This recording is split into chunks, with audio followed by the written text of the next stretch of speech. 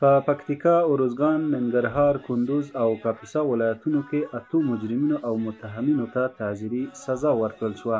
د میدان وردګ او غور ولایتونو د حقوقو امریتونو په یوه میاشت کې 338 دوسیو او عرضپاڼو ته رسیدنه کړې ده. محترم مولوي روح الله حبیبي د کابل ولایت ښاري ابتدایه محکمې څلورم زون د سرپرست رئیس په توګه معرفي شو. د کابل ولایت محاکمو په یوه میاشت کې 3123 دوسیو ته پر رسیدنه سربیره 3914 وثیقې هم اجرا کړي دي. د کابل ولایت د نشه یي توکو او مسکراتو څخه د مخنیوي ابتدایه محکمې په 2 اونیو کې 130 دوسیو ته رسیدنه کړې ده.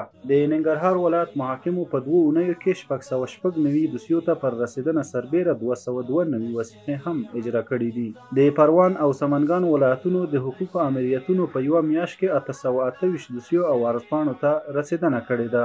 محترم مولوي محمد اکبر احمدي د کابل ولایت مرافعه محکمې تحریرات او ریاست د نوي رئیس په توګه معرفي شو.